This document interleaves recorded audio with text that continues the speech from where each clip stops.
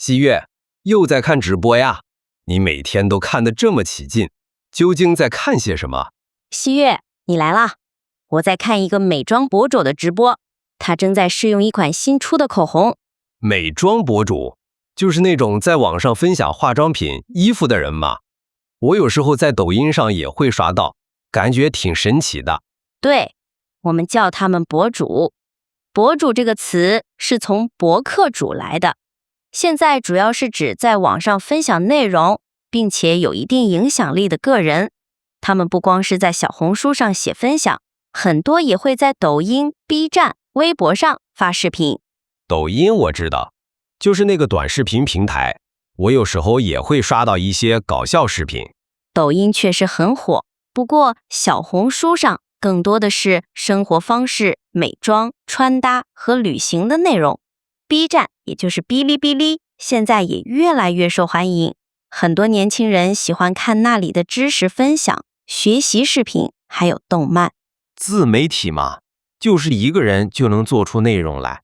我倒是对这些博主怎么赚钱挺好奇的，感觉他们好像一天就能赚很多钱。他们的收入来源很多，最主要的就是直播带货，就是一边直播一边卖东西。像我们看的这个美妆博主，他推荐的口红，粉丝们可以直接在直播间里就买。直播带货，我好像在新闻里看到过，有人卖口红，一天能卖出几百万支啊。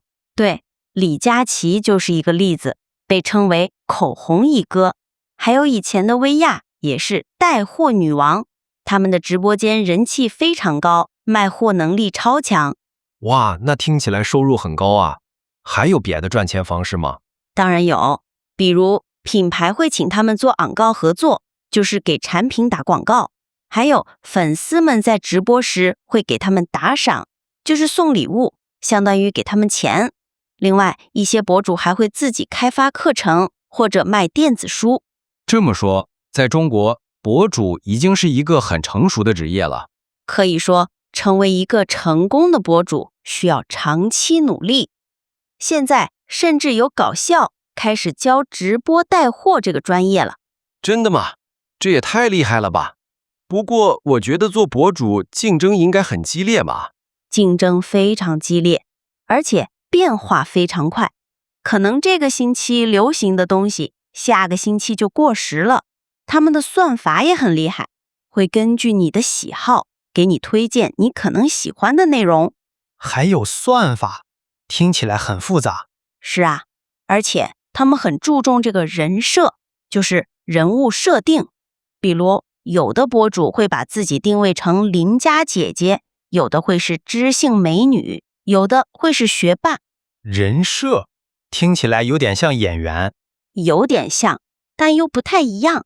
现在的观众更喜欢真实感，就是希望看到博主真实的一面。所以很多时候，即使内容不太完美，但是真诚的分享反而更受欢迎。真实感，那他们不会过度美颜或者过度 P 图吗？这个确实是个问题。现在很多博主都用美颜滤镜，甚至有人会去整形，导致很多网红看起来脸都差不多。不过也有一些博主，比如我刚才看的那个，他会分享自己的素颜或者不太完美的皮肤状态，反而更容易获得粉丝的信任。敢在镜头前展示自己素颜的人不多。这样倒是挺难得的。不过我还是觉得很多博主的内容有点夸张，比如把一个普通产品说成超推荐、爆卖，让人感觉不真实。确实，虚假广告是一个很大的问题。有些博主为了卖货，可能会夸大产品效果，甚至推荐自己没用过的东西。我关注的一个博主，他就曾经因为虚假宣传被罚款。难怪，我有时候就觉得这些博主是不是在给年轻人制造成功幻想？感觉他们好像一夜成名赚了很多钱。这个问题也存在，确实有很多一夜成名、月收入100万的故事，但这只是极少数。大多数博主收入可能很少，甚至没有收入。但是这样的故事很容易让年轻人觉得只要当博主就能成功，然后放弃本职工作或者学业。这可就有点危险了。我打工的店里就有个年轻人，天天想着当博主，把工作辞了，结果好几个月都没赚到钱，现在挺后悔的。是啊，所以内容真实性很重要。不过也有一些博主做得很好，比如一些知识分享博主、学习博主。我关注的一个学长，他会分享学习方法、留学遗信，还有一些人生哲理，很有深度。我每次看都觉得很有收获。还有分享人生哲理的，听起来有点像情感博主。有点像，但更偏向于知识和思考。还有一些垂直领域的博主也很受欢迎，比如专门讲猫咪的，专门讲咖啡的，专门做古着改造的。垂直领域就是说，在一个很小的领域里做得特别专业。对，比如他每次都能把产品介绍得清清楚楚。他还有一个特点，就是内容很垂直，不讲别的。这种专业性倒是挺好的。我之前看过一个美食博主，他做的菜看起来很好吃，但是他的做法跟别的人都不太一样，也很有意思。对，美食博主也是一大类，他们会分享各种地方的特色美食，还有自己做的料理。另外，还有什么比较特别的博主吗？还有一些搞笑博主，他们会拍一些有趣的短视频，让人看了很放松。不过，我觉得再难学的技术，他们都能教你。听你这么一说，我觉得博主这个行业确实有很多值得学习的地方。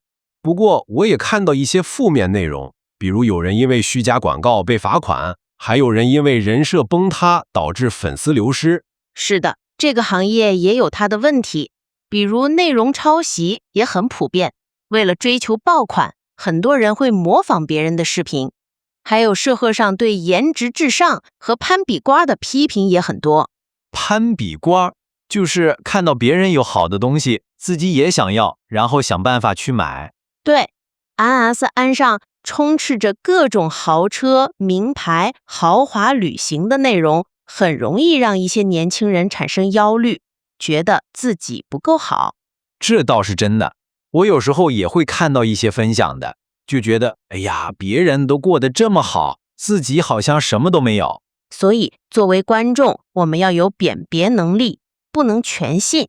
同时，博主也要有责任心，不能只想着赚钱，而录忽了内容的真实性和对粉丝的影响。还有，我听说中国对社交媒体的管理也很严格，博主们会不会有什么顾虑？是的，平台会经常更新规则，有时候一些内容会被限制，甚至暗号会被封禁。所以很多博主会选择比较安全的话题，不太敢触及线心的话题。这样的话，博主的自由是不是也受限制了？确实，但这也是为了净化内网环境吧。总的来说，中国的博主行业发展得非常快，也很有咬活力，但也有一些需要改进的地方。谢谢你，西月，你给我讲了这么多，我终于对中国的博主有了一个更全面的了解。我还以为他们就是随便拍个视频就能赚钱呢。哪有那么容易的事情？光会分享，不会把产品介绍清楚，粉丝也不买账。他每次都能把产品介绍得非常详细。对，所以说成功都不是偶然的。是啊，你以后在抖音上刷到视频，就知道他们是怎么做的了。哈哈，也许我也会试试拍个视频。真的吗？太好了，我们可以一起合作。也许吧，不过我可没你这么会打扮。没关系，你可以拍你擅长的，比如关于打工的经历，或者你对某个事物的看法。好，也许可以试试。谢谢你，西月。不客气。